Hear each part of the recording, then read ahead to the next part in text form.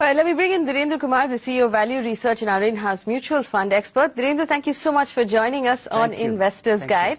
Now, before we talk about these questions that we've received this week, I want to talk to you first about the CPSE index. Now, this is the Central Public Sector Enterprise Index that we saw list last week.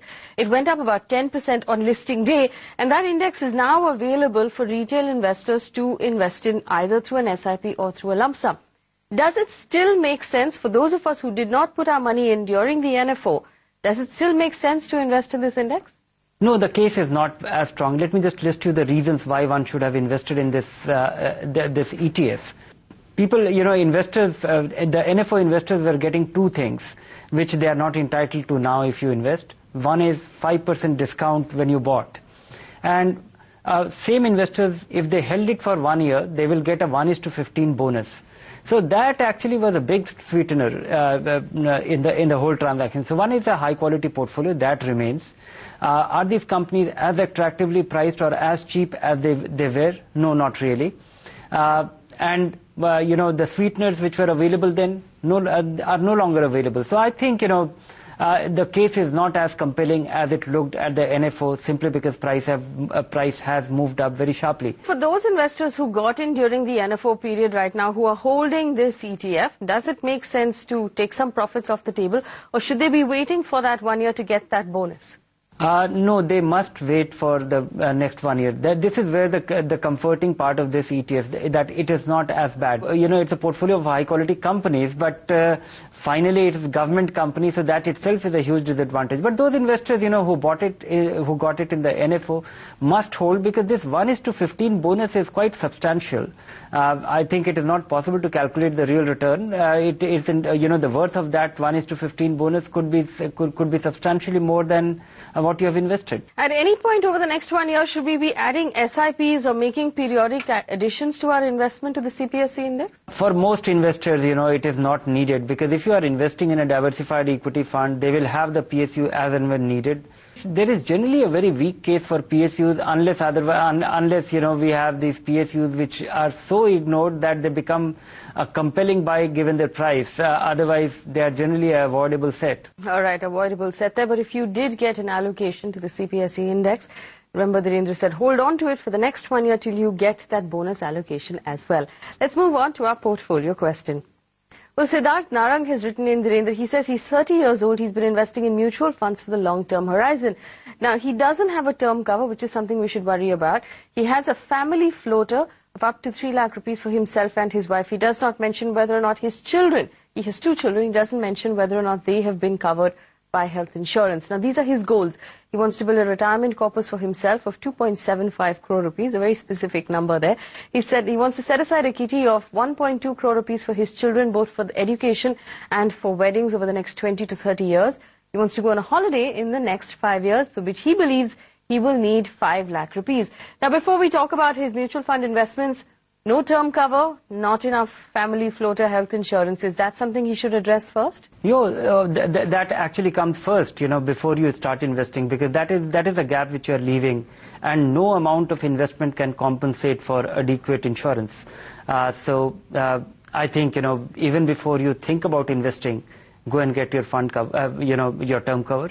And of course, if you don't have the adequate health cover, then any of your investment plan can be derailed, because somebody being unwell and all your plans will go haywire. So make sure you have enough insurance, and of course if you have questions about what insurance you should be buying specifically, you can write back to us.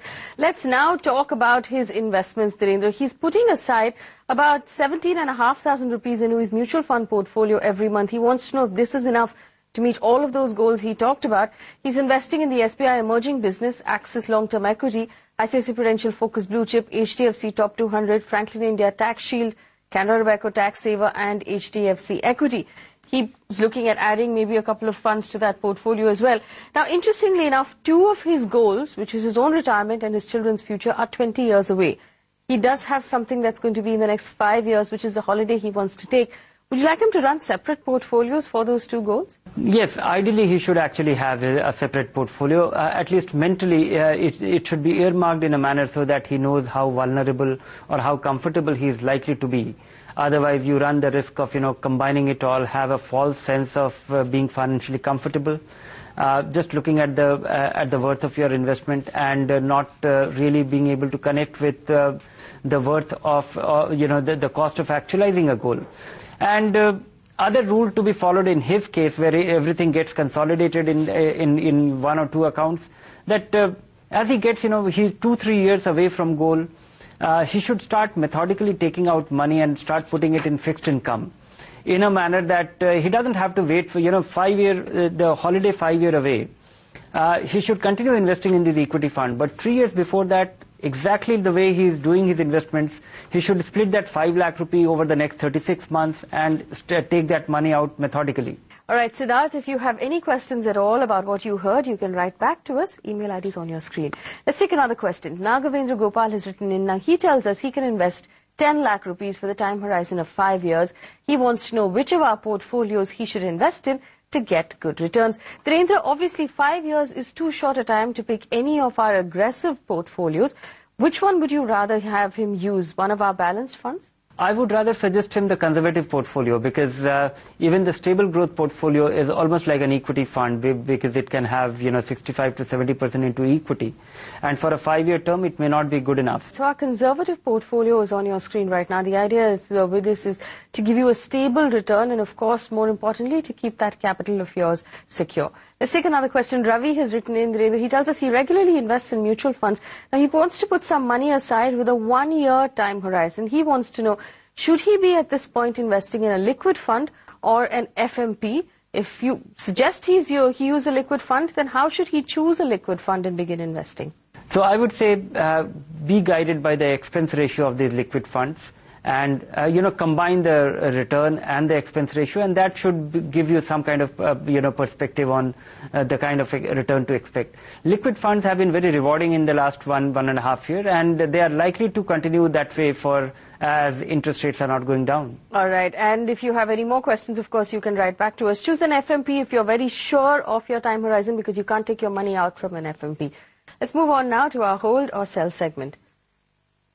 Well, Varun has written in, Dhirendra. He's been investing in mutual funds since 2009 with an aim to create a corpus of 25 lakh rupees in the next 5 years to come. Now, he wants to know if his portfolio is on track. So he's already been investing for 5 years. So that's altogether a 10-year horizon. 23,000 rupees every month going into these investments. ICICI Prudential Focus Blue Chip is the first on his list. Over the next 5 years, Dhirendra, is this the fund to bet on? Yes, given his time frame, it is better to be, with relatively conservative choices, and this will be one such fund, and it has proved to be extremely rewarding in recent past. So his last 3-4 years would have been rewarding, and I think he should continue with this fund given his time frame.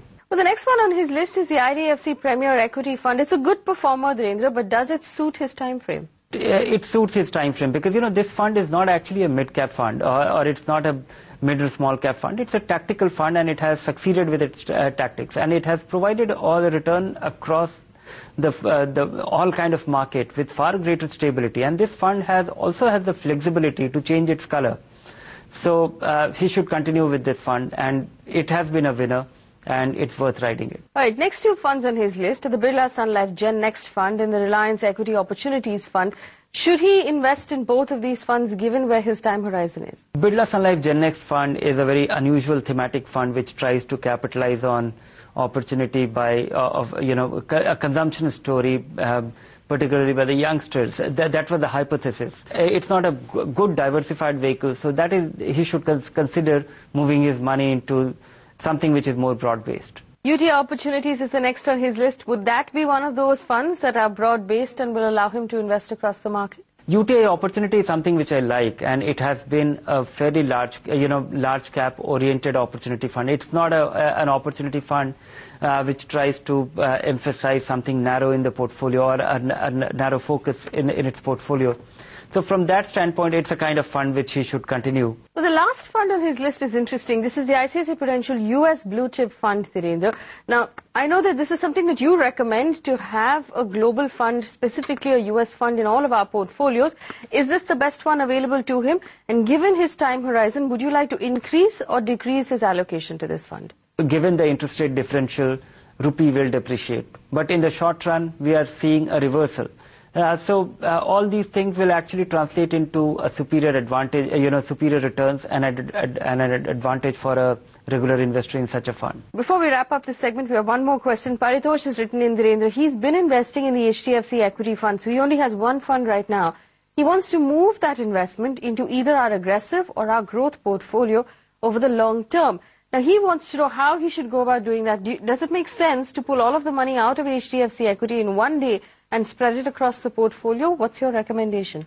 Yes, I would recommend him to pull his money out and substantially and spread it over either our growth portfolio or other constituents of our growth portfolio or the aggressive growth portfolio. And he can, well retain HDFC equity to the extent of, 15, 20, 25%. All right. So if you have any more questions about investing in our portfolios or about the portfolios themselves, write to us. Our email ID is at the bottom of your screen.